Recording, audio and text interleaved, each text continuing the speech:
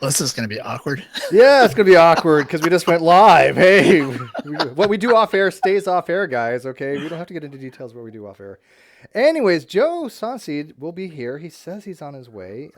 We're supposed to have a conversation with Joe Sonseed and Bert Poole and H.G. Wicks on the Euthyphro dilemma, whether it's a dilemma or it's not a dilemma, what it is, and different kind of ideological aspects of what it entails. I don't know exactly H.G. Wicks' position, except the fact that he said the other day that he doesn't think it's a dilemma. And I don't know exactly what Joe was talking about, his position, but I know him and Bert Poole have been having communications back and forth. So, anyways, before Joe gets here, Bert, can you tell us what the Euthyphro dilemma really is? Because most people have no freaking idea.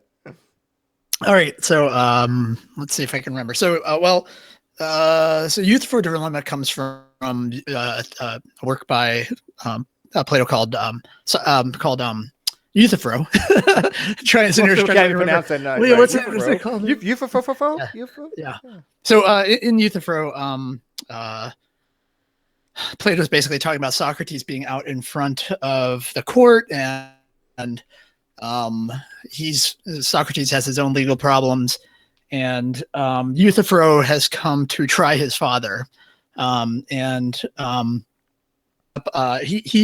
Socrates ends up kind of asking him about what he's doing there, and finds out that he's prosecuting his own father, that his father is he's I don't think he's testifying, but he's bringing his father to justice, and Socrates basically respects this, thinks it's a virtuous thing to have such a view of the good, or the pious, as they talk about it.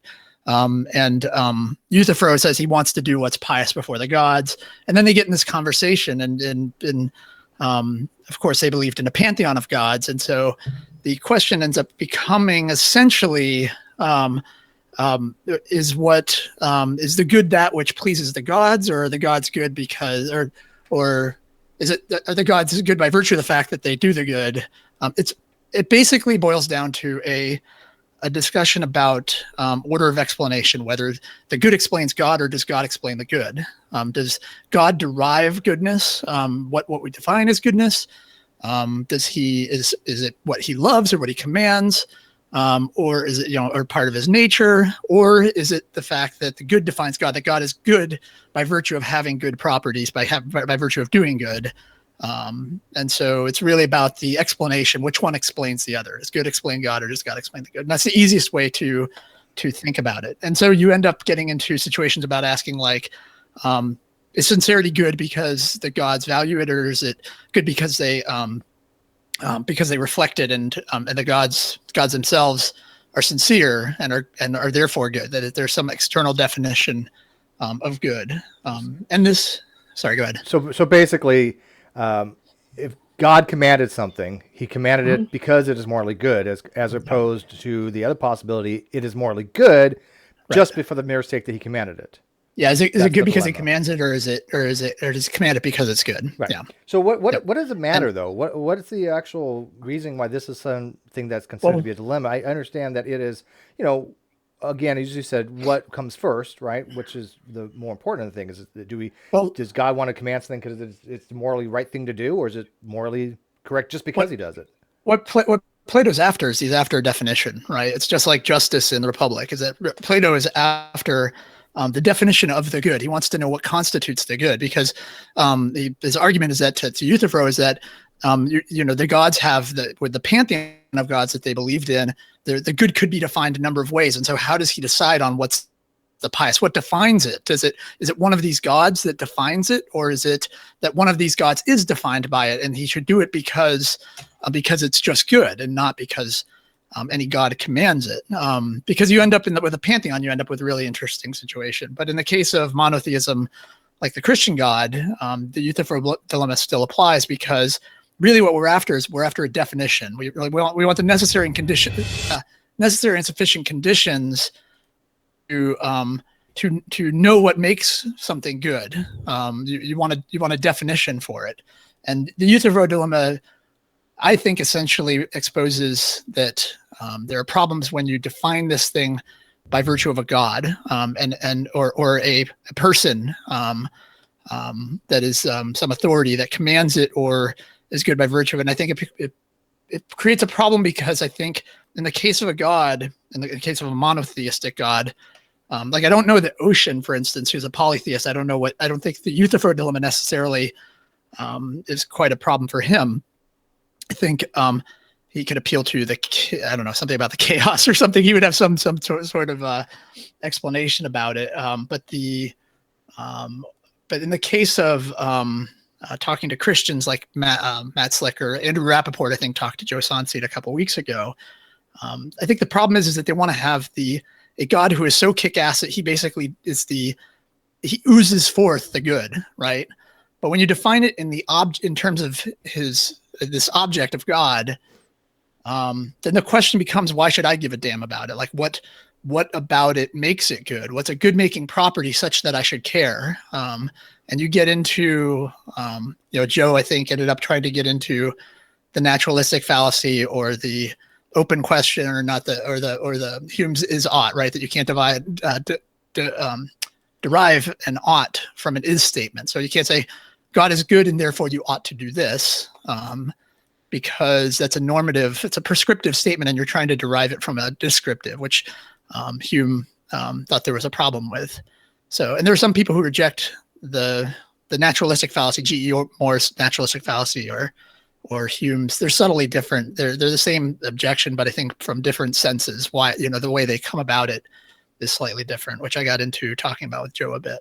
So is it not just the fact that Christians want to be able to say, or I should say any theist, because whatever gods they want to worship, they want to be able to give some kind of quantitative thing of what exactly it is to be morally good?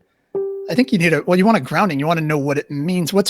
Like when we say sincerity is good, what are we saying about sincerity? What is the good making property about it? And is it because it reflects the nature of God? And then you can get into, why is God's nature then good? Like, why is the fact that God has sincerity? Why should I care about that? What's the purpose behind that? It sounds like why is it a dilemma though? Why can't it be both of them? Why can't it say God commands things because they're good, and they're good because he commands them? What is wrong with having that to eliminate that kind of dilemma?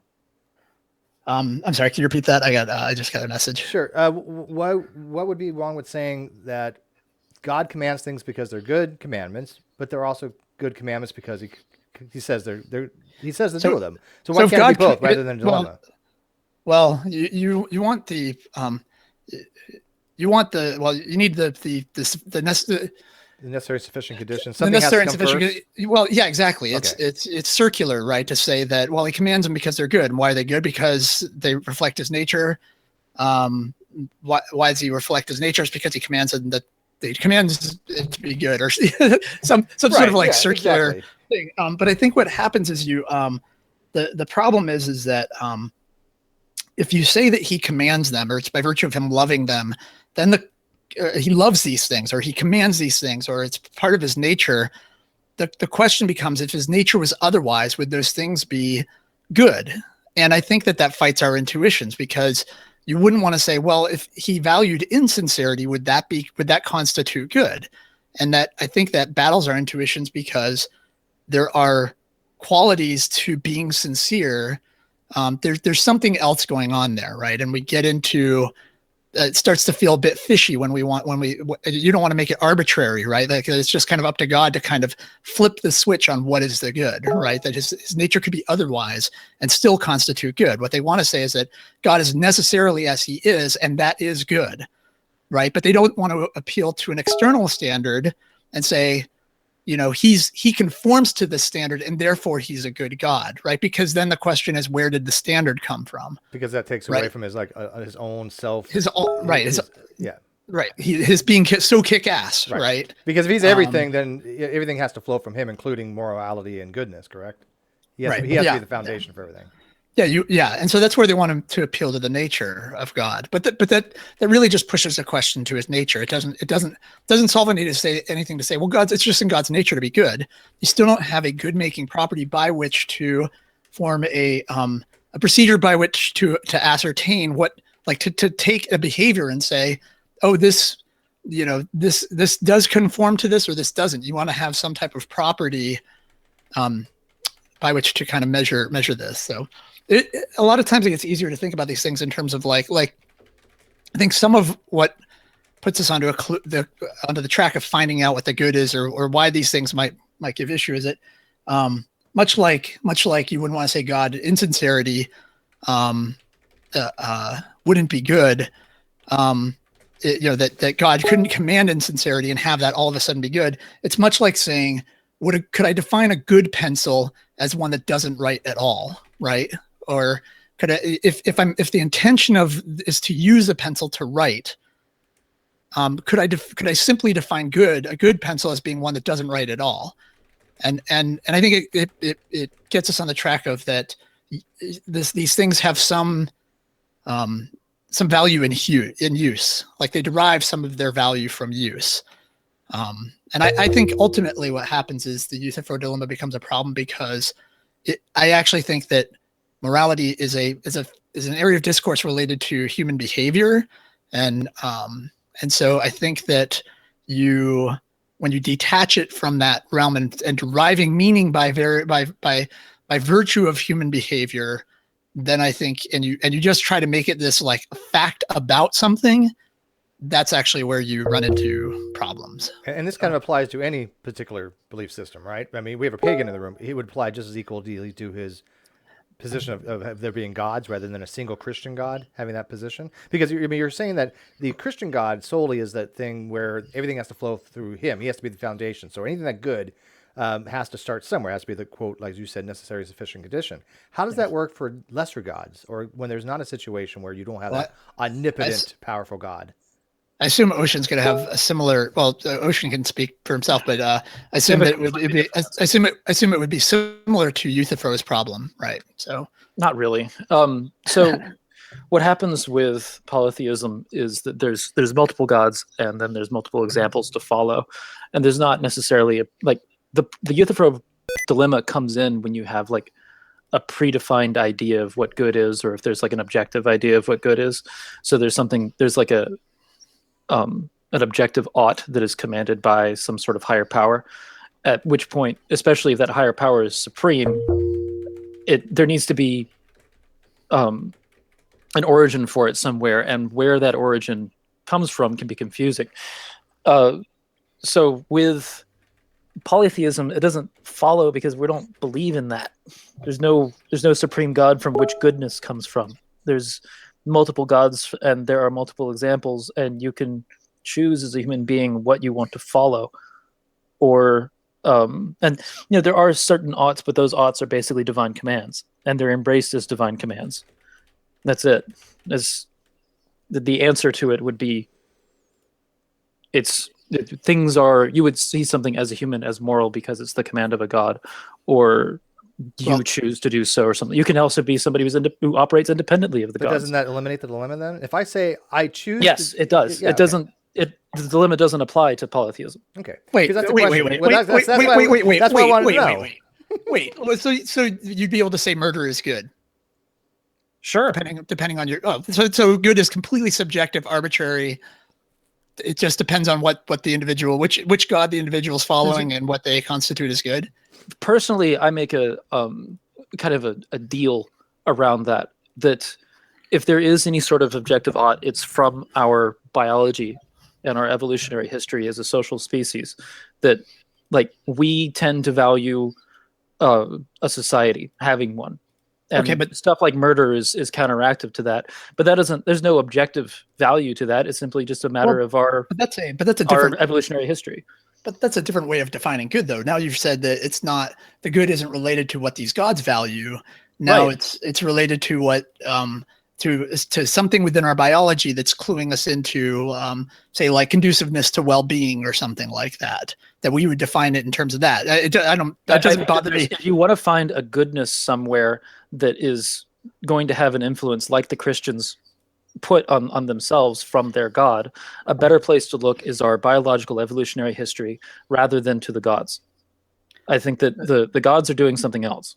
So the examples that they give us are options around those things that you can. So would you say that extrapolate from there? By your view, Ocean, would you say that? Well, it would seem to me then that gods don't.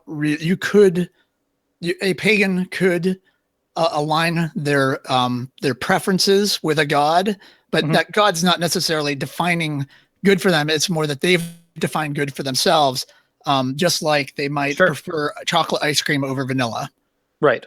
Okay. So it's not really for you. This really I think it's more complicated than that because that's an oversimplification. I want to preface that's an oversimplification, but I do. It's good for themselves. The spirit of it is correct. Well, hold on. Let me just finish this line.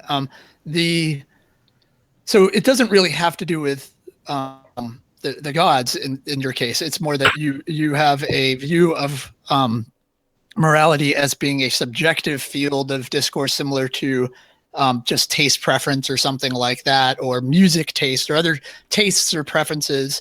And you could align it with your gods if you happen to value that, or you have essentially the nation that an atheist could have who doesn't believe in objective moral facts.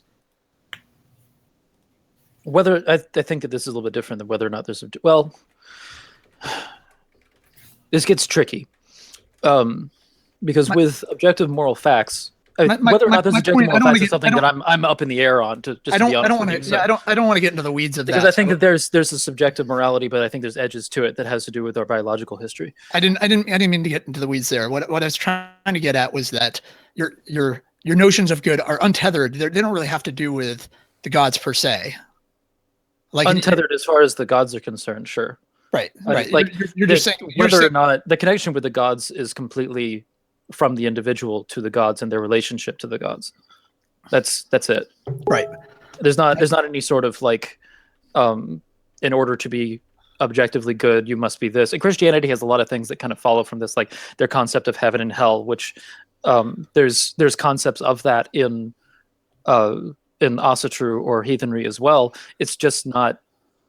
The rules are a little bit different. It's whether or not you have favor with different gods, and whether or not you have favor with those gods doesn't matter whether or not you believe in them in that case.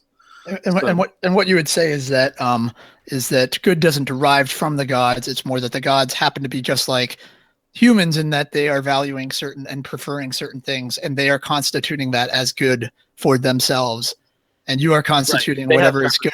They have instincts, it's that kind of thing. Sure. And so do we. And the stories about the gods are told in a framework that shows that they have these things. It's meant to. I think that the stories about the gods are mostly teaching devices rather than meant to be revealing anything specifically about how the gods function or anything like that.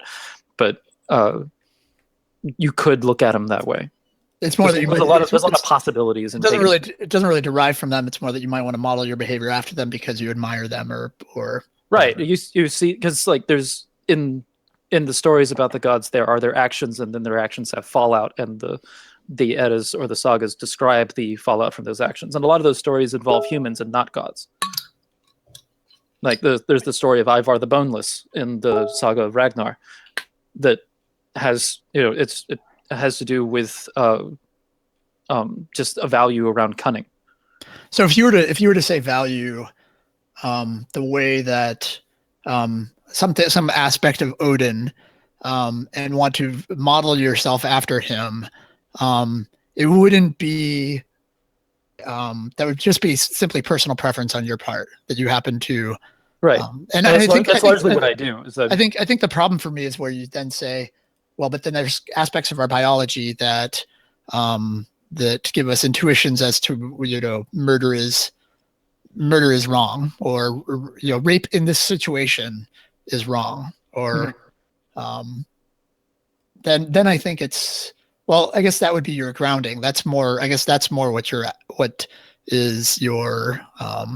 is behind your standard, or what defines it for you is more related to those biological facts about you, and not so much about not so much about the gods. Try and say that like my morality is completely based in the religion, because there's a lot of it that's just based in my preferences as a person as well. Right. And, like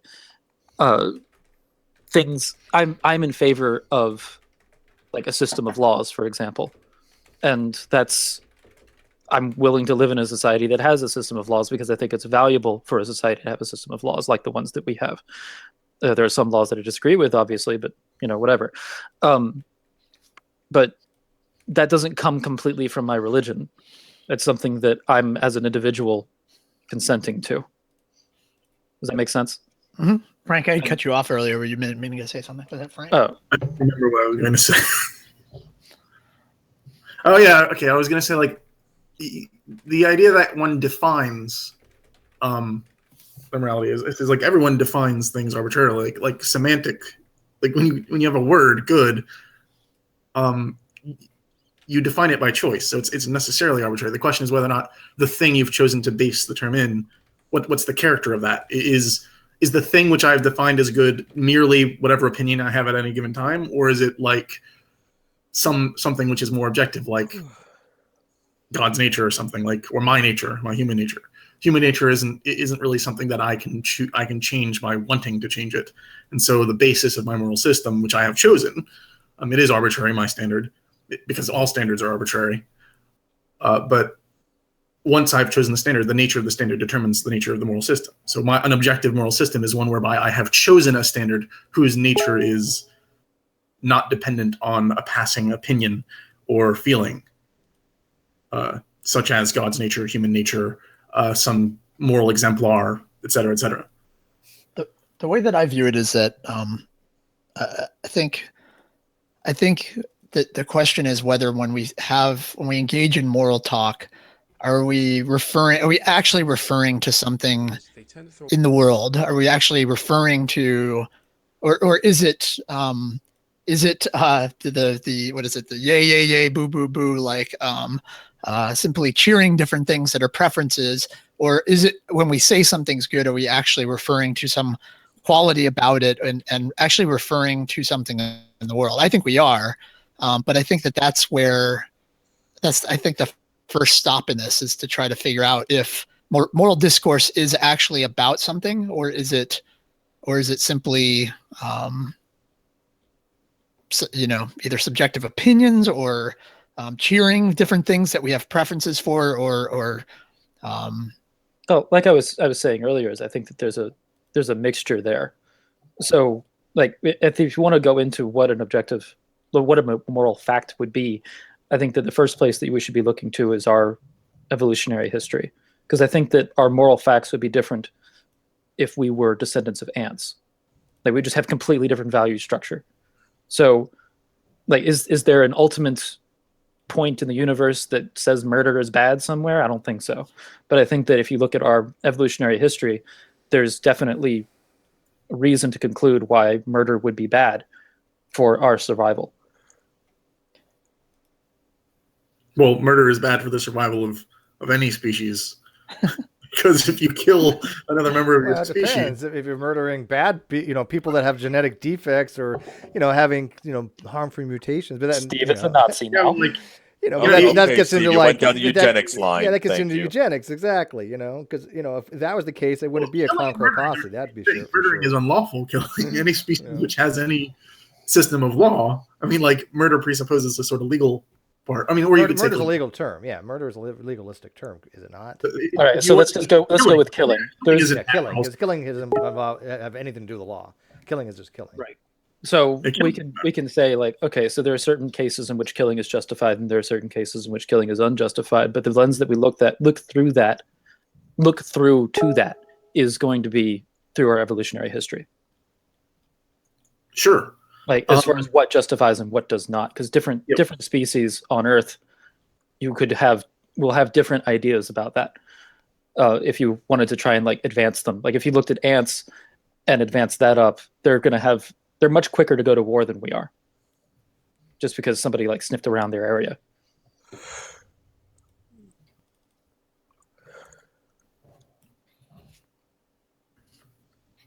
I mean, like,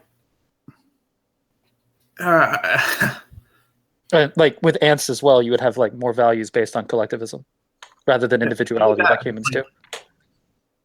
Is it truly better for an ant to destroy other ants? Wouldn't it like?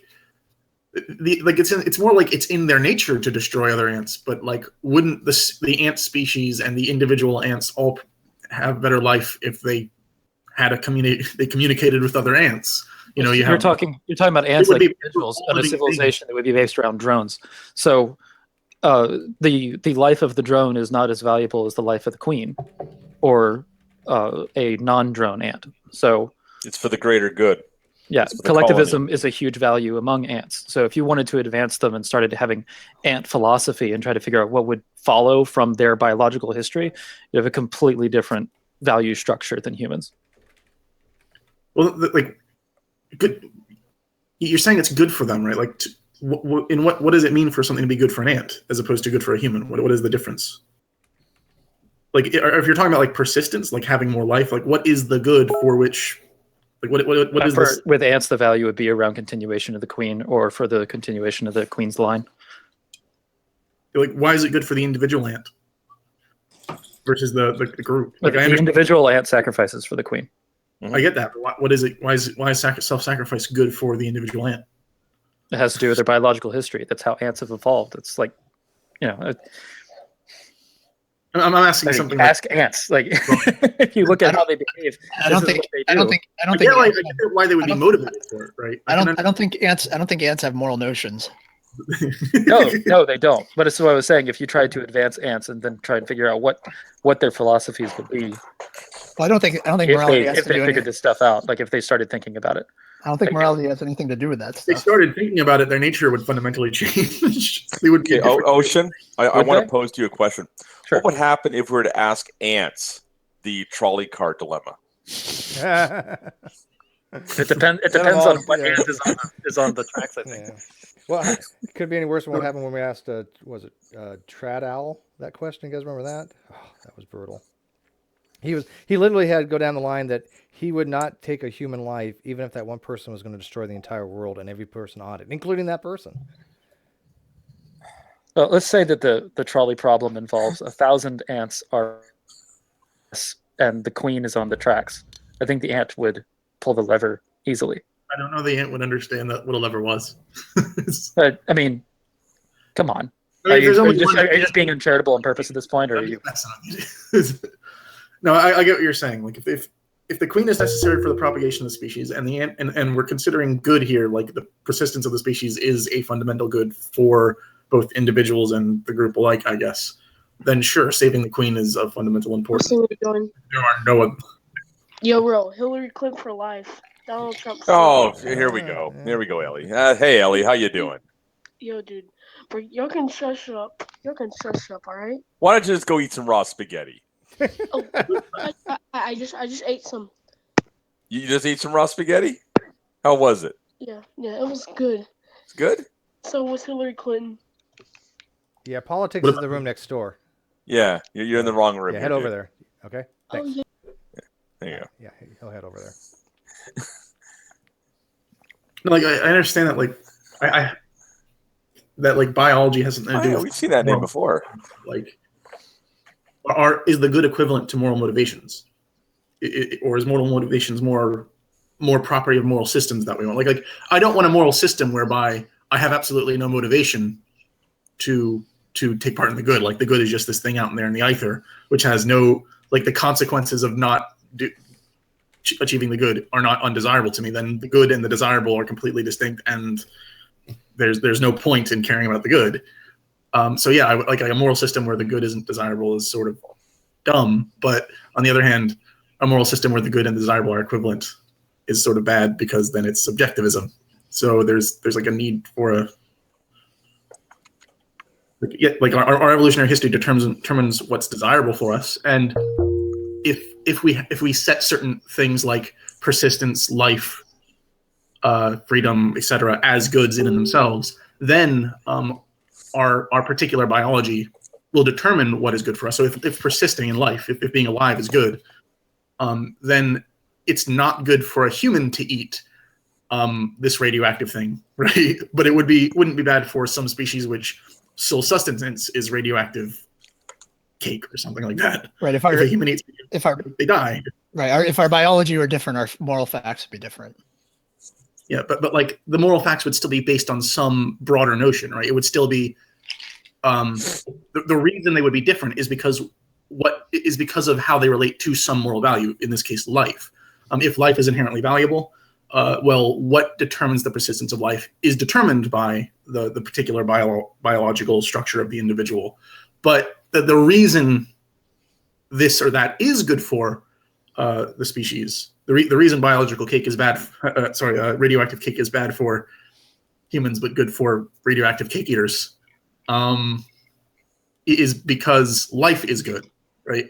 And it just so happens that their biology makes this radioactive cake have different consequences for the species. So, well, life. There are points where life is not worth living anymore, though, or where we would say that it would be better to eat the cake.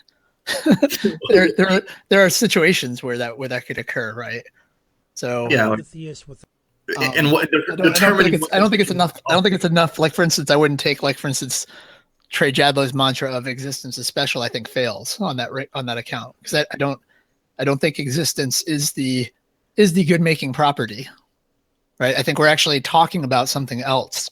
We're not actually just talking about life, or I think, well, it goes towards well-being, but then what constitutes well-being, and why does well-being constitute what's good, or why does it seem to have reference to the good?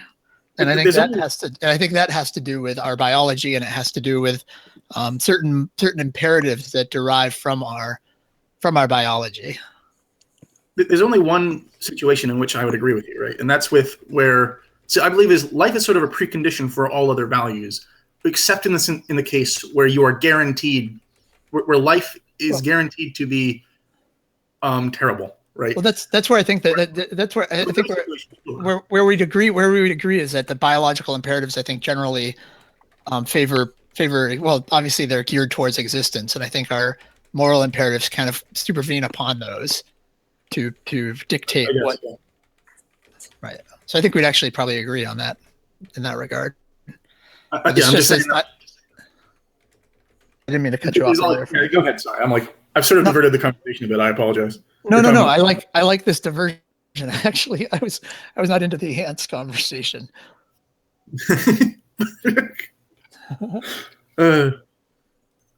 We got to expand on the ant analogy. Well, because the thing is that I think that what's good for ants would be similar to what's good for what makes a good pencil or something. For me, anyway, we're no longer talking about moral talk then at that point. Like, ants and other species are targets for us, but we have moral obligations to each other, because moral discourse, I think, means something in the context of human behavior and in the context of human interaction. That we're actually engaging with each other, and that's actually where kind of moral talk comes about, where the moral discourse comes about, and so that's why I think it's actually really odd for a god to have moral obligations to us or something like that, or that we would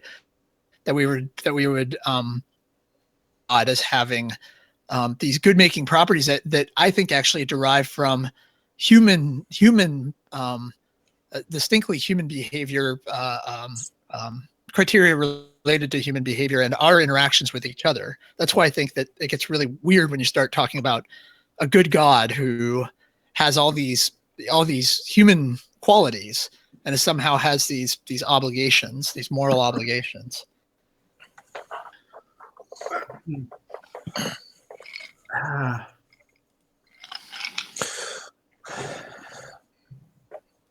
I don't know if I agree. That's because I have issues with theology, so it's not. You have some like the classical theists who will just say that God is the good. So God is the. I don't know. There's different ways of.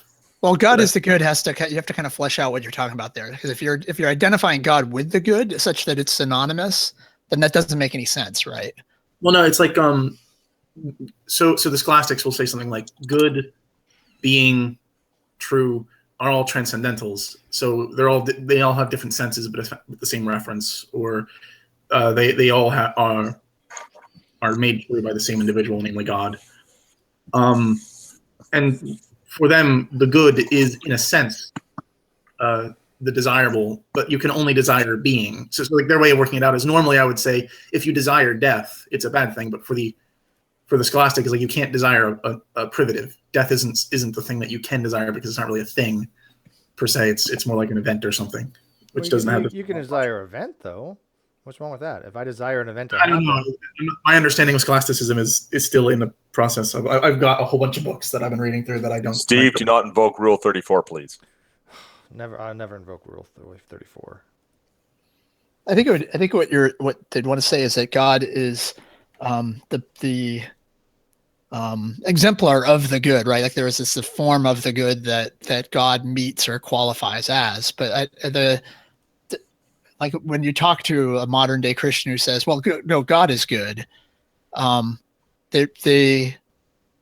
they can't be meaning that God is identified as the good. Like that breaks down, right? So essentially what you're saying is that God somehow aligns with the good, or you don't really get anything. You don't get any meaning out of saying that God is good. It doesn't tell me what good is. It simply tells me that I can look to God for what is a good example of the good, but it still doesn't give me what is a good making property of sincerity or of some property, right? Or some behavior. Or well, the scholastic is a bit different. Like they say, the good is basically like the end of being, right? So sort of like the whole goal of existing is to be good, and like in the sense of following the moral law or achieving. You're talking like eudaimonia or something like that. Like the life well lived, essentially, right? And that is determined by things like the moral law, which in turn is determined by God and determined like by God's nature or something like that.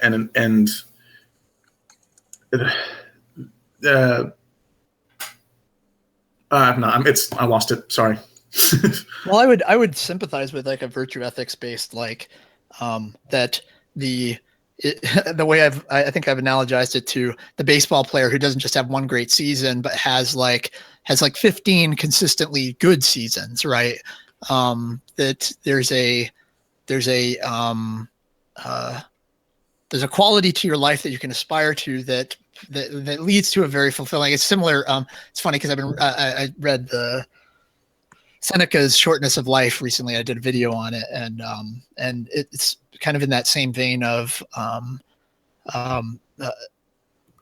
living life to the full in a way where you can look back at the end of it and say, that was a life well lived, and have that long-term pleasure. It's not like a hedonistic type of good, right?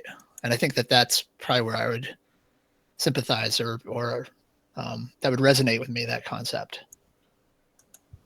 I think that's similar to what kind of Sam Harris is after in his books.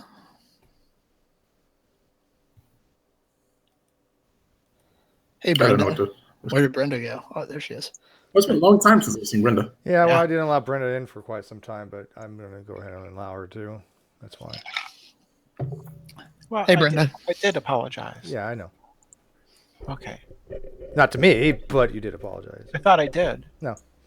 Oh, I'm sorry. Accepted. Okay, well, that's over.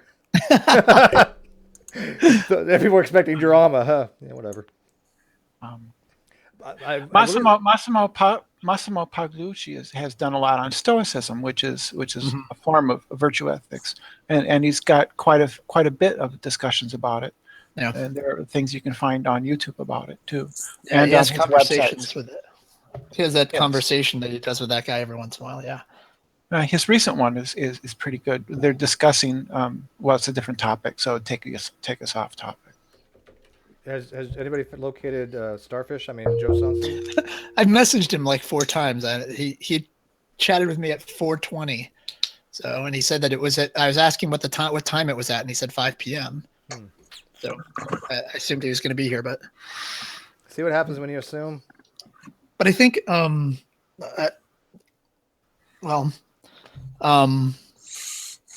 good God, don't you have a woman who can get your hair into control there? I love his hair. He's got the greatest hair. I bet he trains every individual hair. He knows exactly. It has him numbered, right? He knows exactly which one has to go where, and each one has a specific number. He's like, oh my God, 3,442 is out of place. The funny thing is, is people don't realize this takes me literally about 30 seconds to do. And that's one of the reasons why I do it. I just flip my head over and I just push it all out of the way. Yeah. I don't know if you've ever seen any of my photos without any crap in it. It does not look good. So basically what you're saying is your wife has given up. Yeah. She does cut my hair though. But it's pretty easy given that I just put a bunch of shit in it and then throw it up. So she doesn't have to be too precise. Question: is Massimo Paolucci's name is spelled Pigalucci? Yes. Yeah. Okay. Yeah, I found this. I'll subscribe. Yeah, he has watch some stuff. Yeah, he's done a couple things on moral realism and other.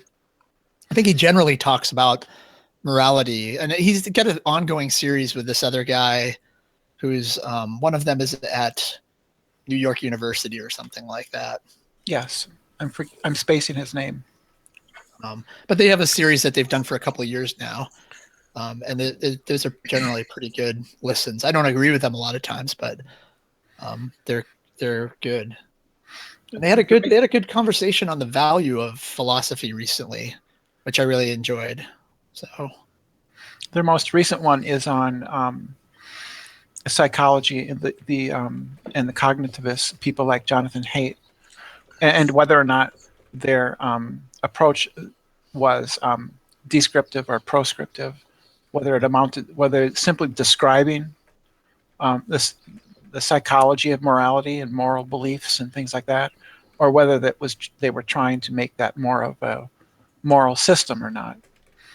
And they felt that people like Haidt and some of the other researchers who have done research on the morality of babies and such, they felt that there were a lot of assumptions that they were just kind of glossing over.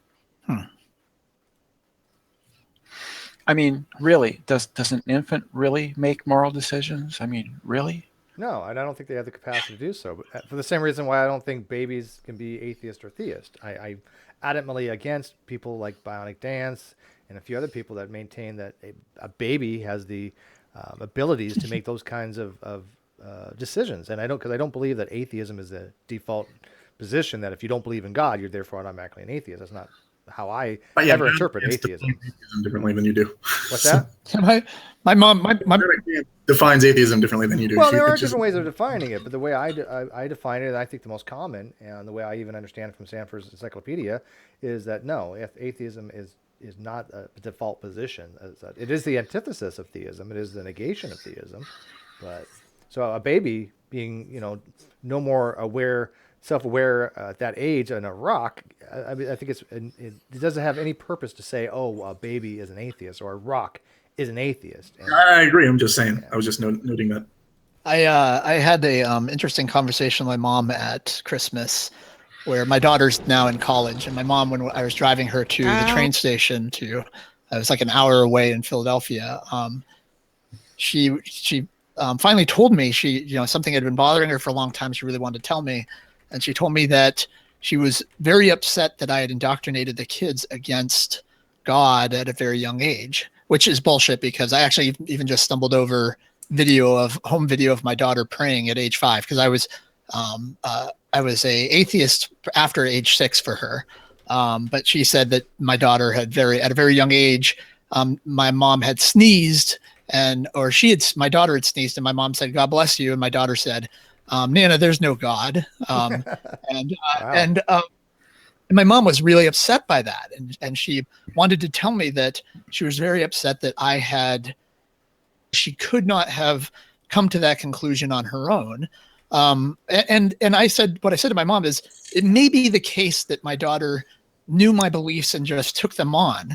I said, but would it have been any better if she had said, "Right on, Nana, God exists," right? Like, there's no better justification for her beliefs than at that age, whether she's a theist or an atheist. I thought it was funny that she felt like it would have been a much better situation. She wouldn't really have the capability or capacity either way to know whether God exists. Yeah, or not. yeah, exactly. Yeah. She's just parroting what she may have heard somewhere else, or I don't think they will actually have any formulated any belief whatsoever towards the existence of gods or not. It wasn't on any better reason, and had it been the reverse, she basically was saying, why couldn't you have let her find her way out of faith instead of starting her off there?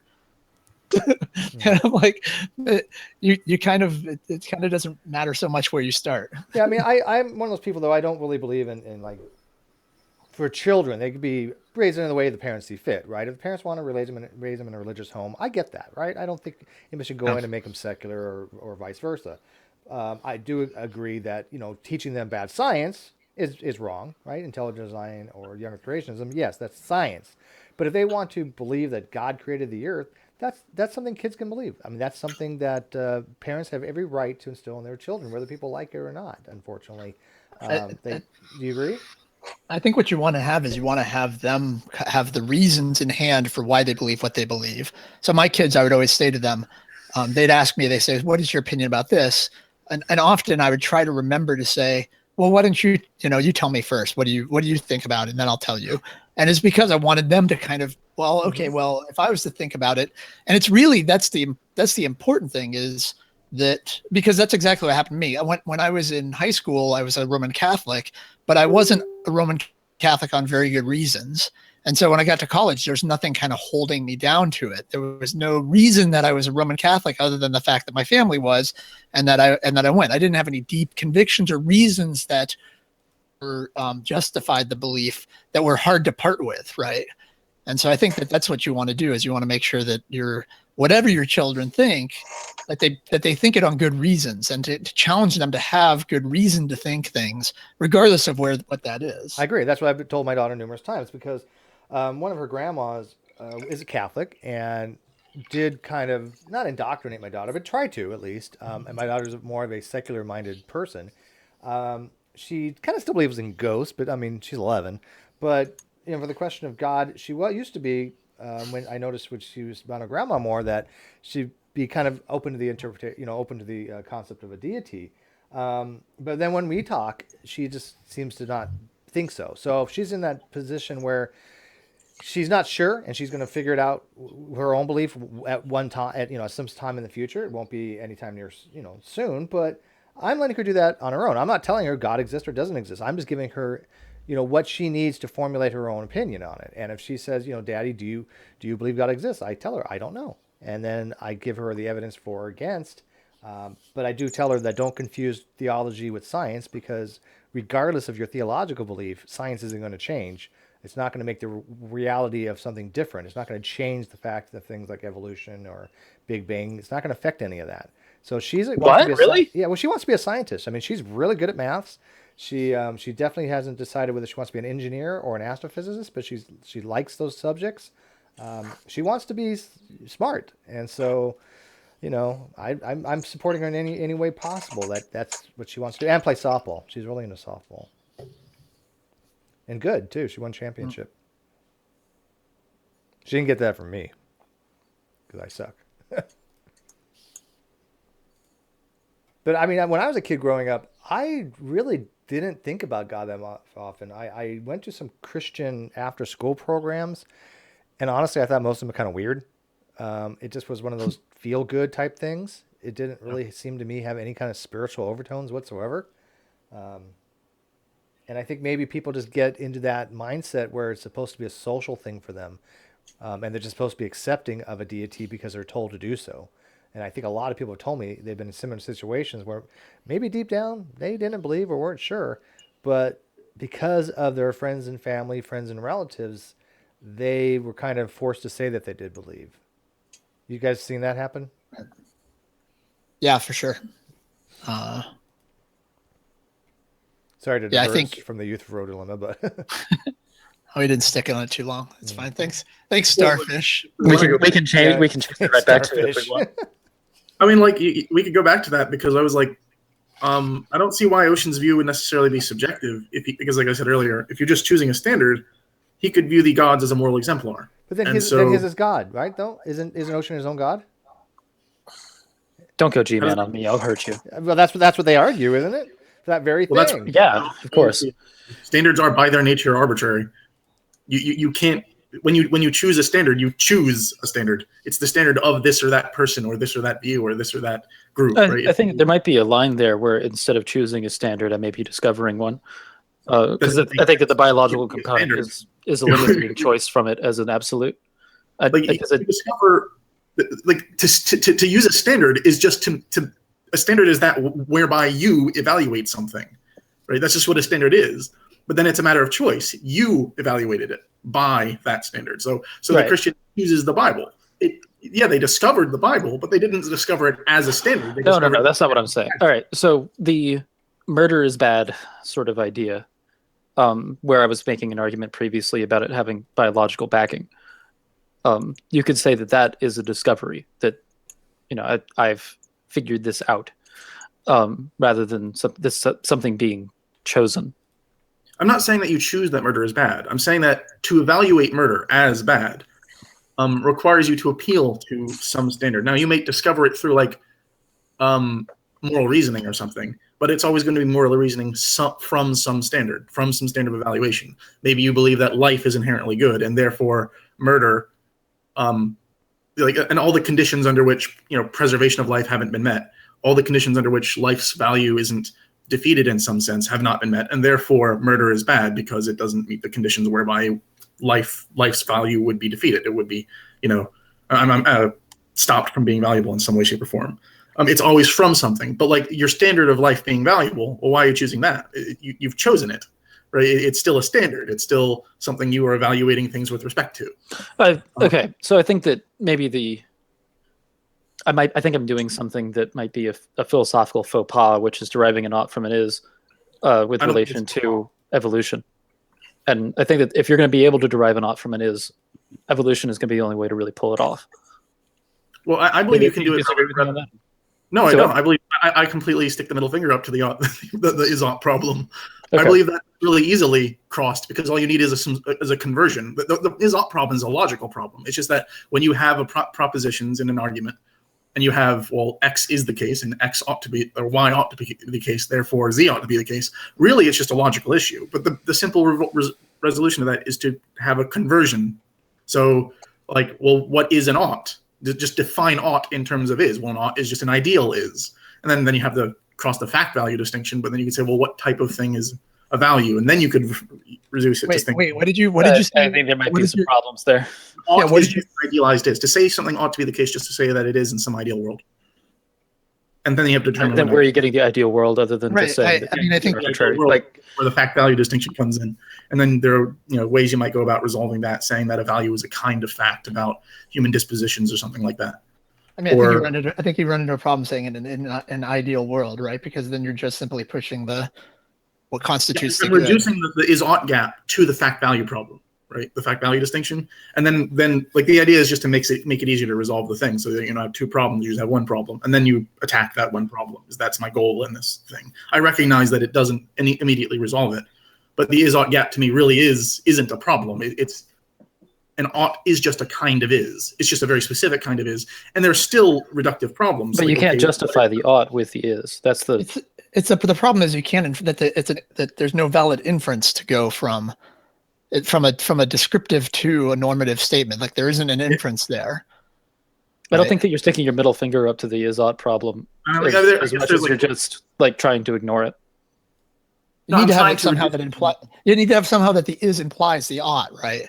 Yeah, that's my point. I'm trying to show that an ought is a type of is.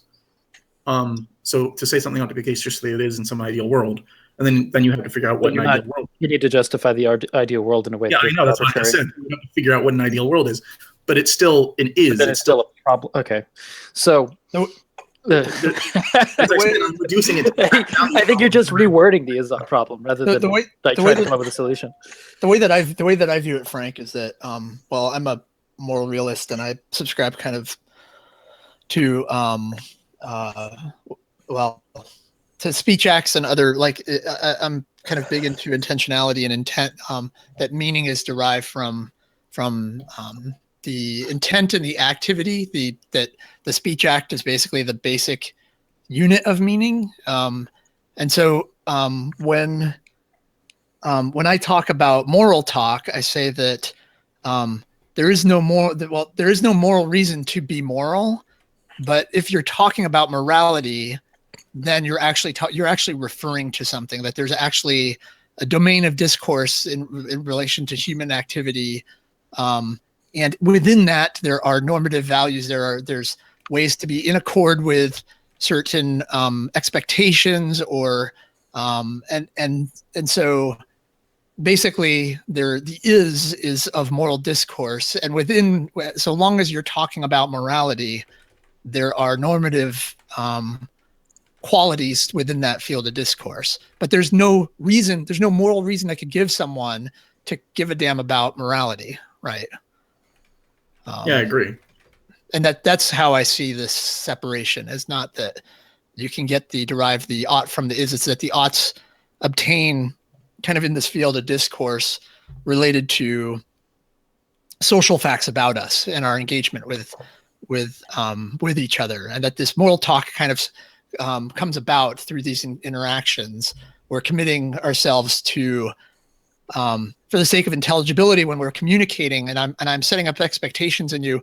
My communication to you is predicated on my being sincere and understanding that you will understand me, and we communicate back and forth, and that human language is kind of predicated on this, for the sake of intelligibility. So there's this normative aspect essentially for human interactions and human language, and that as long as we're talking in that, that's why I have a problem talking about ants, right, or talking about some of these other, or even gods, right, is that I don't see it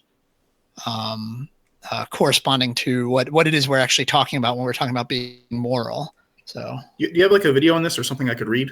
Because it's no, like, well, I'm like knee deep in, like I'm getting ready for a hangout with Helena, so I have I'm knee deep in your mom. What? I'm knee deep. I'm not going to drag Helena through the filth right now. What's that going to be on? It's going to be on a topic that you're going to not be interested in at all. It's going to be on a disagreement between Searle and Kripke on how to understand Wittgenstein. Oh, yeah. And, I'll tell you what, I think about that a lot, actually. I was laying awake last night and thinking about Wittgenstein and going, God, you know what? Him and Searle just need to get together and have a cup of coffee and work things out. That might be a little difficult. Because they're dead, right? Searle's not. Searle, Wittgenstein is. Okay, but Searle's yeah. I know who Searle is, the Chinese room problem. Right, yeah. I know who he is. Searle wrote a book called Speech Acts you might want to check out, Frank. I have one of his books. I should probably get Speech Acts, though. Speech Acts is good. Intentionality is good. Also, J.L. Austin has a book called How to Do Things with Words. Read the you read the online version? Mind, Body, and Mind, Language, and Society by John Searle. Yeah, the How to Do Things with Words is a really good one. It's really short. It's like 6 lectures by J.L. Austin. And that was kind of what got me into that. But I think the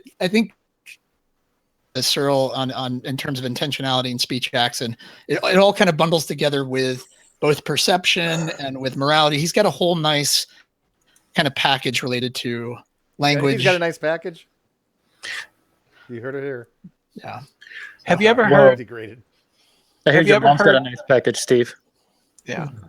And the mom thing was predictable. Yeah, Ocean. They're only funny when we make fun of your mom. Austin before, like it's J.L. Austin, How to Do Things with Words. Yeah, I've read this before, like a while ago.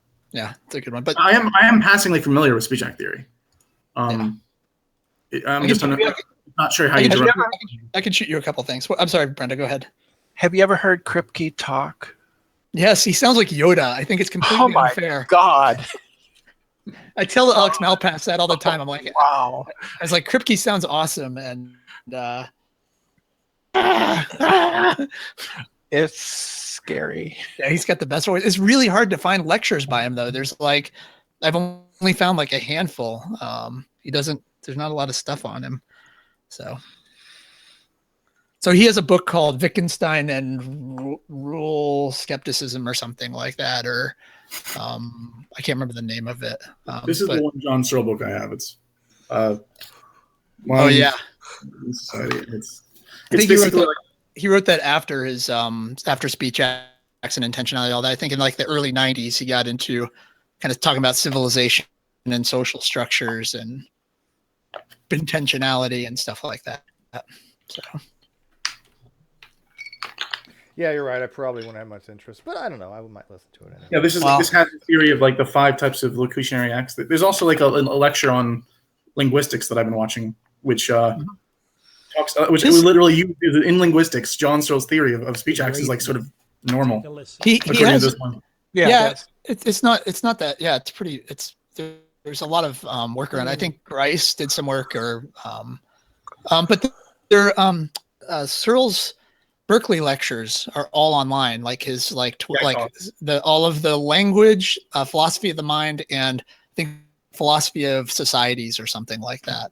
I think there's something like 60 lectures online of his or whatever. Yeah, he's very engaging to listen to. He's very I can't stand the lectures. Like I watched 4 or 5 of them, and he doesn't progress very quickly. It's like ridiculously slow. Because he spends a lot of time repeating the same exact freaking stuff. Yeah, it's like, well, he it's for his audience. I mean, I know that, but for the students. I mean, he's really engaging to listen to because he's like crusty. He makes a lot of quips and a lot of purposely brash comments about disparaging comments about other philosophers, and all his dogs are named after famous philosophers. Tarski, and Frege and Ludwig. Now you're just making shit up and throwing names out there, aren't you guys? Oh no, those are actual names of his dogs. His dog's name is Tarski. He's had like four or 5 dogs, and they've named them after his current dog is Tarski, I think. So, my son's going to Berkeley right now, and I keep an eye out anytime I go up and visit him. So. Yeah, but you said you're deriving morality from speech acts. Is that in John Searle's speech? No, not deriving. I think it more gives the normative framework, but it's not the. I think the morality derives from. I think the unit of morality, or what we mean by morality, relates to speech acts and relates to our social interactions. I don't think human behavior and the way that I view morality is, I'm going to be really loose here and say that I think there are certain, by virtue of certain biological facts about us, there are biological imperatives that obtain, and upon that, there's like a social quality to us, moral imperatives. So there's like basically like 2 layers of supervenience, where you have the biological imperatives, and then on top of that, you have the moral imperatives, and those derive the normative qualities of like when we interact with each other. But I think it's tied into language. I don't think it's just like I think the terms for it end up being exposed through human language and setting up expectations and sincerity conditions and things like that. So you're saying, like, by the nature of discourse and language itself, we set up expectations in other people, and they set up expectations in us. And so to have language, to have speech at all, there requires this like dimension. I think for speech to be intelligible at all, for it to even exist, there's a sincerity condition. So I think there's a hangout on my channel from a long time ago where Ozzy unpacked it over like 30 or 40 minutes, and it's pretty good. But after I read, like, it certainly helped when I read Intentionality by Searle and How to Do Things with Words, and it was more. I think you have to kind of get like. I feel like, well, Helen has done a lot of reading in it as well. It's funny because we're both hitting it from different sides, but I think there's a nice kind of. He's got this whole framework for intentionality that involves language and involves perception and everything. And I think it creates these normative, there's just a basic normative quality to intentionality. And I think he's on the right track with all of that. So yeah. I'll rewatch the video and I'll try to I'll reread. I would read his older stuff like speech acts and intentionality. And his recent perception book was pretty good too. I liked that actually. his take, and I might change my mind. I know like there's a lot. I know like all the pal talkers, I think are not naturalists, and I think that there could be a time down the road where I get exposed to other philosophers, but I'm really kind of stuck in Searle at the moment. So maybe down the road I'll change my mind, but right now I'm feeling pretty good about being. Well, what do you think of somebody like Shelley Kagan? I gave a link in the side to his debate with William Lane Craig on morality. Well, that was a great debate. Yeah, it's a great debate, and he outlines his belief in, I guess you could call it contractarianism, and basically going off of Rawls and that the morality is what any rational actor would, the rules that one would make as a rational actor when you're behind the veil of ignorance. Right. Yeah. Right. I've heard that. I think the Speech Act view sort of subverts that by saying that contracts are the normativity of contracts emerge from speech itself. Yeah. I think that's contract theory. That it's the opposite. It's the other way around. The morality doesn't come from contracts, but from the contracts come from the speech acts and the expectations that you're setting up and whatnot. Yeah. Though on the other hand, Kagan's view is not merely contractarianism. It's kind of like a mix of contractarianism and ideal observer theory. Yeah, it is. It is. So it's really weird. He also has the equivalent of divine command theory, effectively. He also has another series that people could check out. It's one on death, from Yale lectures, and he has a long series where he talks about death and should we be afraid of death, and he basically discusses. It's pretty far-ranging discussion, in which he approaches. It's obviously for students, for undergraduate students, and it's about. And he touches on things like dualism and materialism and other things too. It's really interesting in the way he's really seems to me to be approachable. He's really very relaxed, and it's not stiff and formal, but it's more personable and intimate. The way he speaks, the way he lectures. Yeah, thank you. I'll check out that debate. Well, I can look it up. Yeah, all of Shelley Kagan's stuff is pretty good. Shelley Kagan's view is based off of another philosopher who I read a bit of. I can't remember what his name is. Darn. But Shelley Kagan didn't invent that view, as I understand. He derived it from someone else. You're talking about the ideal observer one? Yeah, the mix of contractarian and ideal observer theory is derived from some other dude whose name is escaping me. Yeah, I think I've seen that before. Well, I've definitely seen that before, but I think I know. I didn't know about Shelley Kagan, but I might know of the other dude you're talking about.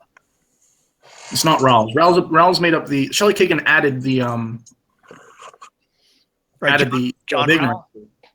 Yeah, John Rawls. Well, the veil of ignorance guy. Shelley Kagan added it to this larger system which somebody else had made. I think. Again, I haven't really read anything by Shelley. I only know John Rawls with the RAWLS. Rawls, yeah, RWL. Like he's a big guy in political philosophy. Right. Robert Nozick is his major competitor. Again, I've not read anything by John Rawls or Robert Nozick, which is the sad thing. I know a lot about them. I tried to. I probably have the same problem with them as I have. It's hard to have. I find it really difficult to have. This is partially why I clammed up immediately after we got going. It's really hard to have conversations about morality because there's so much packed in. I find so much background stuff you have to assume or grant essentially to make sense of somebody else's moral notions. So it gets really, it's tough to. It's really hard. Yeah, it's tough to kind of unpack. Yeah, it's just one of. I agree entirely. It's in the side. I posted a link to a playlist from Yale. This is from Yale University, and it's Death with Kelly Shagan, and he goes into quite a bit about, but he covers a lot of things. He covers dualism, the Phaedo, and just a whole bunch of topics. It's an entire course. One thing, Frank, that might help you understand. Actually, I'd forgotten to mention it and I don't know that this isn't a big deal, but the way that I view one thing that helped me from my own view facts is that I view them as being that for any state of affairs, like so for you and I, or for myself and my wife, or for any state of affairs involving agents, there's a ideal next state of affairs, essentially. Like there's always this like moving horizon of like next best thing to do that's optimal, and that constitutes what would be a moral fact. So for instance, if we were sitting in my kitchen having a conversation or whatever, at every moment there's essentially this like moving horizon based on the current state of affairs as to what the next optimal state of affairs would be. And so that's what I see describing the moral facts. That this is where I come in. This is where my issue comes in. So I better understand you now. Like there is this directedness. I see the normativity now. Mm-hmm. But the question is, how do you there's this, for each next state of affairs, there is a set of possible states of affairs that you could go next. And you're saying this one is optimal. To say that, you have to have some standard by which you're evaluating. You have to have it's the fulfillment of these things. It's the fulfillment of the moral imperatives. So the one that would most optimally fulfill these moral imperatives that derive from these biological imperatives that I have. Well, it's obvious that the next. So there's certain facts about. Well, you know, there's certain facts about. There's certain facts. There's certain facts about me that drive like my current needs and your current needs, and we have common needs between us by virtue of, like, for instance, if you went off to Mars for a couple hundred years and your biology and the biology of those people changed, and then they came back and had to engage with humans, they may have like incompatible moralities. They might not have moral obligations to each other anymore. We share a certain foundation that we share these biological imperatives. We have a societal kind of layer that where we engage with each other. We have this kind of group intentionality between us all, and that has a this is the good of the group versus the good of the individual. I get that.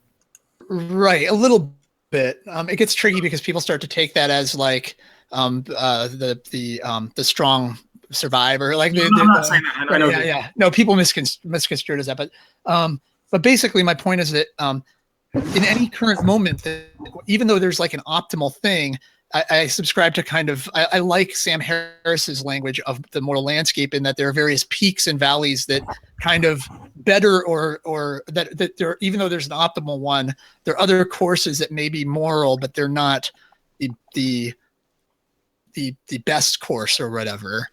And that horizon's basically you're basically picking among the peaks, essentially, is what you want to aim for.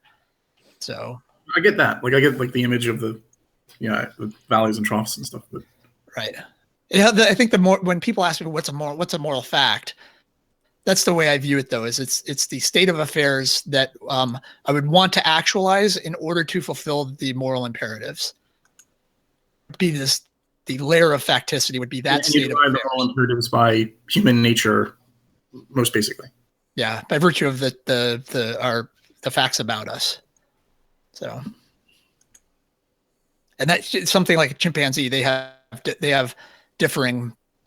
If they have a moral layer of communication and behavior between each other, it's different than ours, and it's a different and there are different facts about them, essentially. And actually probably Neanderthals probably had a different set of moral like facts, essentially, because by virtue of the fact that they have differing imperatives. So just by virtue of the fact that the social facts would be different between them based on their development, based on what their communication was like with each other and stuff like that.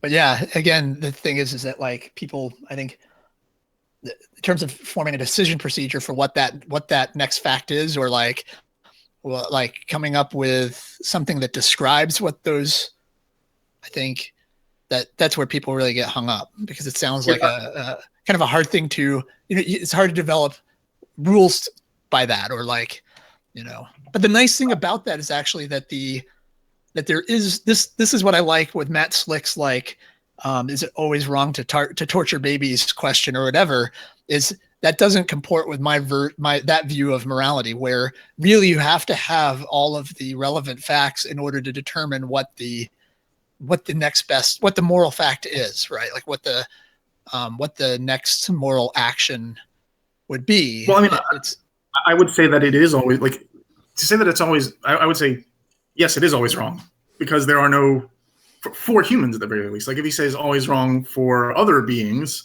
then that's a different question. But if it's for humans, under what condition? I don't see how there's any possible conditions where that would ever be a peak.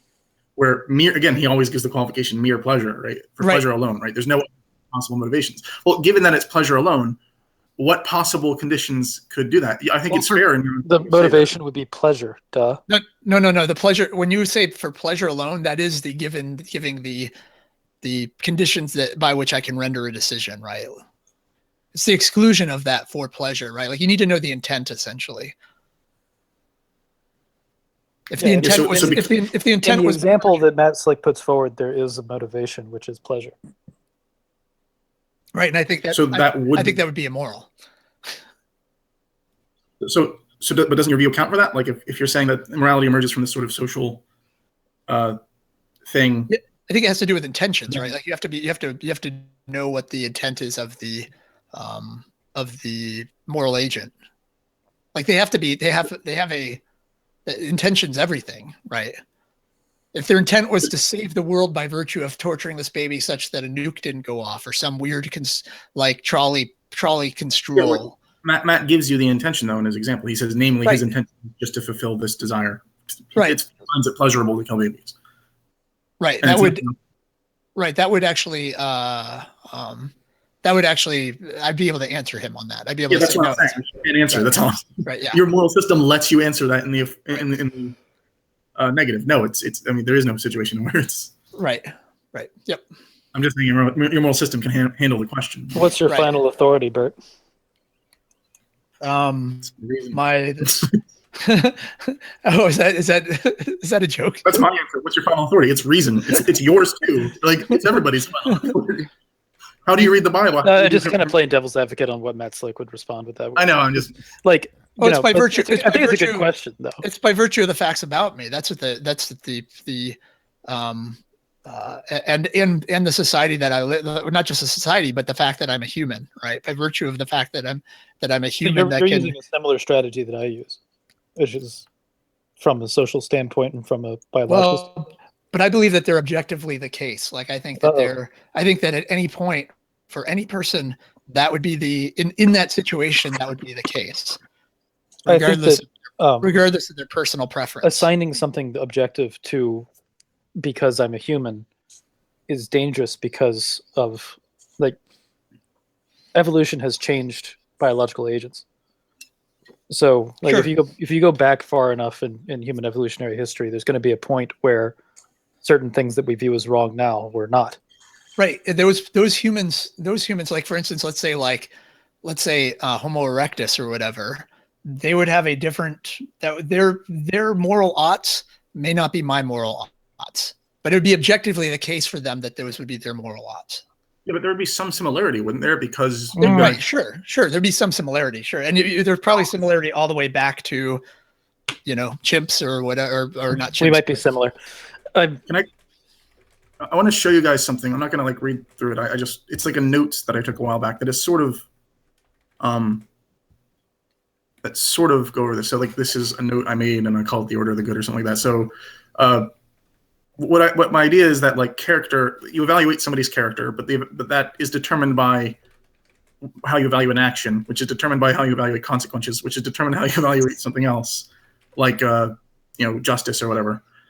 And then it's determined by human nature, which is in turn determined by biological history, which is in turn determined by something broader like fate or God or chance or something like that. There's a sort of order of things. Did you see all that? I don't know. It's not something. Yeah, I saw it. Yeah. It was really small. Sorry. I mean, I can. No, it's fine. No, it's fine. I caught it. You have this I think what Ocean was trying to get at earlier with the ants thing is essentially that it's akin to your view. Your view is based on like intentions, and you can always ask whether or not ants have intentions. But what He future was talking states? about Homo erectus as well. So I don't know if Homo erectus could be said to have many intentions either. Yeah, that's as well.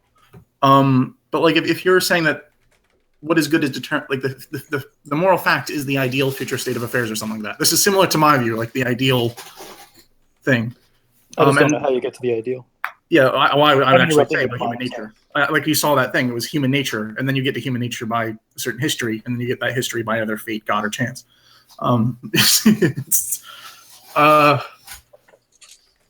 Humans by nature value certain things over other things, just like Bert is sort of. My view is in line with Bert's quite a bit, but it sort of distances itself because. Go ahead. I was just going to say that I think it has to do with those biological imperatives, right? Like I have certain urges and certain desires and certain that has to do with my kind of these intentionalistic aspects. Like I'm trying to actualize states of affairs for the fulfillment of these imperatives. So I'm trying to modify the world, or I'm trying to modify other people. I'm trying to interact with them. And that's speech act theory, right? Like through my speech, I am acting within the world to actualize conditions, and I think that morality kind of falls into that. It's a field, it's an area of discourse related to how I interact with other people to actualize these things. And it's predicated on these sincerity conditions. And where you violate those, then eventually you lose all the benefits, right? Yeah, like there are certain preconditions for conversation, like among which is like speaking the same language. Like I'm using my own language, but like that's why I'll say preconditions of X, Y, or Z. Like all I can hear is preconditions of intelligent. I actually get the language from that. I mean, we all have to have some preconditions to understand each other. I mean, that's slick lingo, though. The preconditions. But seriously, slick lingo is derived from other people's lingo, which is derived from ants lingo. Mm-hmm. So I'm talking about like the transcendental conditions of discourse. Like the discourse itself has preconditions, and then there's different types of this. Like people are familiar with me. Transcendental conditions of Todd. Yes. The Todd argument. No, it's like you can't have a discourse unless certain conditions are met, among which are we have to speak the same language. We have to, and then what is? No, I don't believe that. I can speak a different language than you and still be able to. Hold on, Steve. Both parties have to at least be reasonable To have an effective. Well, that's another. To have an effective communication. Yeah. But to communicate, I don't think you have anything to do with reasonability. I mean, you could be the most unreasonable person in the entire world. I can still communicate with you. I don't think so. Point of order, Steve. You don't talk to G-Man anymore. Well, I think you're assuming quite a bit. What do you mean by communicate here? I mean, you're assuming somebody's going to be a little bit unreasonable, but generally you guys are actually they're being reasonable quite a bit if you can actually understand them. Yeah, that's my view. Like if reason and understanding are sort of tied together. If you're defining reason merely as the ability to make an inference, then sure, you don't need reason.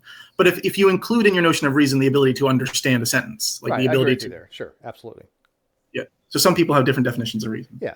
Well, that's the whole. I mean, that is actually what Helena and I are going to get into is the whole like how you what constitutes a proper understanding of someone's meaning, right? Like, it can't be simply a rule, right? Like it has to be something more than that. It has to be something related to these behaviors and use. And, it gets into like analogies of like, if we agree that if we're missing a pawn in a chess game and I agree that we're going to use a checker, right, that is no longer a checker, it's a pawn. So it's a meeting of the minds, like in a legal sense. You can't even have a contract between two people until there's a quote meeting of the minds, where both people involved in the contract understand the contract and sign the contract or agree upon the contract with full understanding of what's actually implied within, right? But if I'm thinking one thing, and you're thinking completely something else, and we have a contract in front of us, and you're not understanding that contract at all, and we both sign it, it's going to be an invalid contract because there's no meeting of the minds. If you think of it like there are misunderstandings and then there's understandings, right? And everything I'm saying to you right now, like I've just literally oozed thousands of words to you guys over the last, hour or whatever. Well, not 90 minutes now. Assuming you're understanding almost all of it, at least in some That's some your level. mistake right there, Bert. I didn't understand shit what you said, dude. We just nod. Yeah, Bert. Yeah, you're amazing. Yeah. And the question is what's operative such that we can say that we've had the proper understanding and we haven't misunderstood each other, right? Like what? Well, Searle would say you need to have a knowledge of the background, right? And then also exactly. something he calls the network too. He identifies something else called the network, and I've never quite gotten the sense of what he actually means by those. I think the network is more of like a semantic notion, and the background is just like literally knowledge. Literally cultural situation. Yeah, background is like that's another one. The one thing I don't get is his point about coping mechanisms, right? He says, you have these means of coping. It's like, but like, what do you mean coping?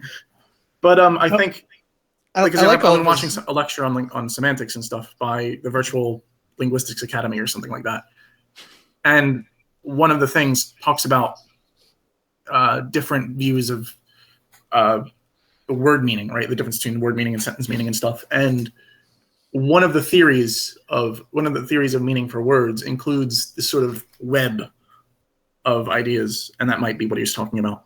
It's just like, to understand what dog means, you have to have, an understanding of four legs, or you have to have like an archetype. Like there's an archetype theory. I can't explain it because I don't understand it well enough. But like I have an idea. Never mind. Sorry, I'm not helping at all. That's the background. That's the background, right? Is it the background? You have all of our understanding is predicated on the background beliefs. Essentially, it's your entire framework that backs your utterances. Like it's like the set of presuppositions, like linguistic presuppositions, right? Right. Like, yeah. It's like if I say the knave stole the tarts, there's a presupposition that there's a knave, and you're saying what knave means, and et cetera, et cetera. Yeah, you're actually saying in every sentence, you're actually saying far more than you're saying. And you're assuming that I'm picking up on all of that, right? Like we're not very explicit. We don't have to be very explicit because we have the assumption that the other has the background that we assume they do.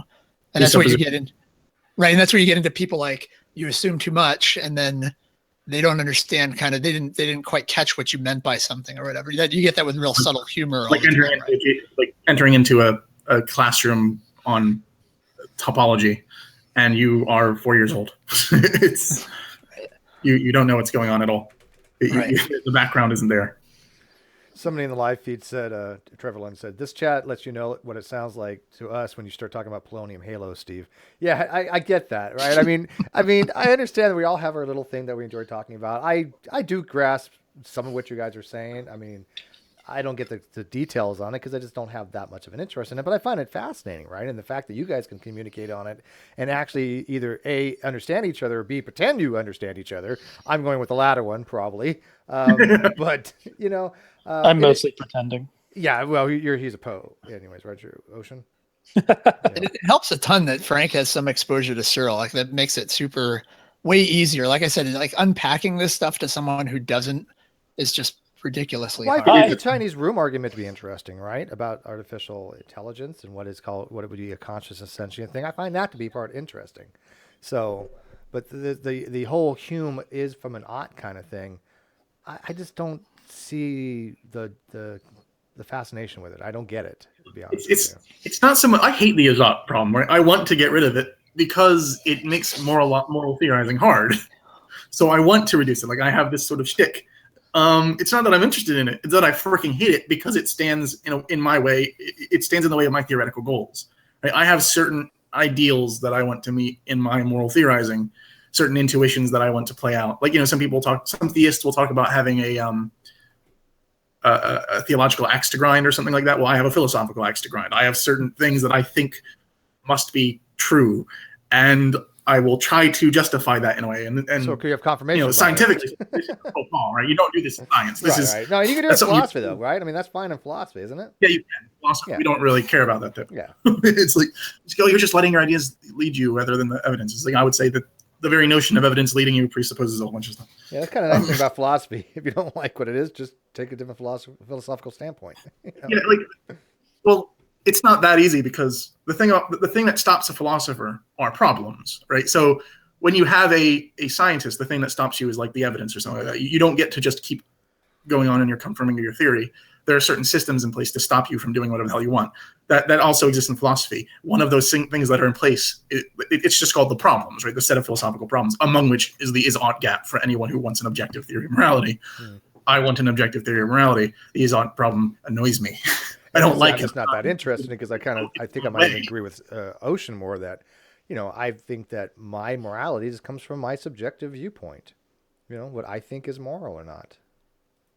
That may well be, but I don't want it to be. So I'm going to try to. I get that. Right. No, I understand that. I'm just complicit in it. I don't care much about where my morality comes from. I'm happy to know that just the people will be moral. And I mean that loosely. I mean, I don't care, you know, if they are sleeping around or whatever. I mean, that's not what I'm considering morality. But I mean, just honest, decent people. Because in our community, we find we have a lot of people that don't seem to be very moral, upright people. They just have no integrity whatsoever. No honesty, and so. Yeah, well, go ahead. Some of the people in our community probably think that they're being honest. Like their definition of kind, I don't know, includes what they're doing. It's possible. So if you talk to somebody like Darwin's deity, right? I think he thinks he's being kind. That's a stretch, man. I don't know. I can go there, Frank. I mean, he's just no. Like his definition of kindness does not include gentleness. It does not include patience. It doesn't include following the Grecian But now max. you're just redefining the words to being an asshole. I mean, that's just what he. I mean, that's just, you're just saying, "Wait, I'm going to be kind to you by being so brutally blunt with you, even to make up shit and be completely wrong." And I'm going to call that kindness because Frank, I want you to know the truth, and I love you. What Frank is putting forward is that Darwin's deity thinks that kindness is a synonym of being a cunt. Yes, yes, exactly. No, that's what I'm saying. Right. Maybe Darwin's deity is a bad example, but like there are people like maybe like, like the video you uploaded lately, but like Matt Yester. I think Matt Yester is in a sense an honest person, right? He is sincere, right, in his beliefs. In a sense. You're saying right. Wait, sincere in his beliefs and an honest person are two different things. Yeah, I agree. Yeah, I guess there's a difference, yeah, but like. I'm happy people are sincere in their belief that are honest, but I again see a lot of people that I believe are sincere in their beliefs, but promote it using misinformation deliberately, and that's where I get upset. I would agree with Frank that generally nobody thinks they're a bad person, right? Like, I think well, yeah, there's that. I mean, I think I'm a bad person. I'm honest. I know people that think they're bad people. But generally, yeah, most people think quite well of themselves. As long as they're recognizing themselves, they're bad people, and they're like, you know what, I'm a bad person. Fuck it, whatever. Some people think that way. I would say that Darwin's deity doesn't put a premium on being kind to atheists. Like I think that he's shutting the mouth, and I think Matt Yester takes that same mantra to shut the mouth of the atheist. Well, there's that too. So here's an example. When there's somebody who's like a strong presuppositionalist who comes into one of these rooms. And you're not a moderate, so like assuming that we don't have the power to kick them. Ocean and I have actually talked about this in the past. There's a sort of thing that we'll try to do. We will try to shut them up for the sake of like if there's a new guy in the room who isn't familiar with this stuff, who might be like not be able to handle them. We might rebuke them on some like some people will justify mockery in this sense. So you can mock somebody under the condition that it's for the sake of other people, right? You can. And I'm like wary about that, morally speaking, but we can try to shut people up for the sake of greater good. And so from the perspective of the presuppositionalist, it could be something like the atheist is spreading misinformation. What are you applying to me? What are you trying to say? I'm shutting people up? What the hell? We talked about, no. It was a while ago. I don't remember what the conversation entirely, but you said something about how it was when you were talking to what's his name? Minkus? Wyatt Minkus. Yeah. I think you were talking to him or someone else. Minkus is a presuppositionist, you're a creationist. Yeah. Oh, okay. What about him? It was when you were talking to him, and you had said that we had this sort of side argument where I had some issue with what you were doing, and you said that Yeah, I don't even remember. Something about. I don't He's know. accusing me of something. Gotta find the video I don't know somewhere. what it is. Well, speaking of video, Sorry. I don't want to keep this too long. I'm sorry Joe didn't join us. I don't know what happened to him. He vanished. He just That's I think- starfish, man. I think he went back to the sea. I don't know. Joe literally told me like 5 minutes before we started, I'll be there in 10 minutes. I never heard from him since. H.G. Wicks was nowhere to be in sight, which, okay, because I think he would have been utterly lost in this conversation because I was rather lost. Octopus got him. And Octopus got Joe. Poor Joe. Now you know how when you do your fancy sciencey stuff. I get that, right? I understand. That's why, we have to have these different things because we can't have science all the time. We have to have philosophy. I like philosophy. I find it, again, I'm not a science. I don't follow scientism. I do believe there are other ways to have forming an epistemological framework. I believe that you cannot just take science in itself and not kind of use other things in a corporate. Can you prove science with your science? Huh? No, actually, because that's the whole thing. Science with your science. I like the fact that there's checkmate, atheists. Checkmate. Like metaphysics, and I like the things that there's there's these meta ethics and things that people talk about. I just don't have to delve too much into them because I'm not like Frank trying to build some kind of objective framework for morality. I don't see the need to, but clearly he does. Right? Yeah, I have an ex-grunt. Yeah, I mean, it sounds like a personal vendetta. Yeah, okay. But when people start talking about the whole science stuff, I think that most people in the Great Debate community kind of have an interest in both. So I think we both have to we have to have hangouts on both topics. But anyways, I am going to have a video coming out. I've just kind of finished it. I'm just kind of proof editing it. I'm having somebody proof edit it and kind of making minor adjustments. I'm going to what do you call it when you make the stick in the computer and it does its magic. Finalize it, render it. Thank you, Bert Poole. You work for DreamWorks. You could have helped me out there. Thank you. He's let me flounder. Fuck you, Steve. That's you put a thing in the computer. I think that's what you said. You put a thing in the computer, and I'm like, dude, I think of rendering. So it only takes about 20 minutes to render. But anyways, I'm gonna put that out hopefully tonight, not first thing in the morning. I'm sorry that this didn't be the debate that it was supposed to have been, but I think that this was far more interesting anyways. Thank you, Bert, for sure. Can I say on the Helena Hangout front, yes. It'll probably be a couple weeks before we do it. We've been talking about doing it for a long time, but she and I are starting a series called Hey.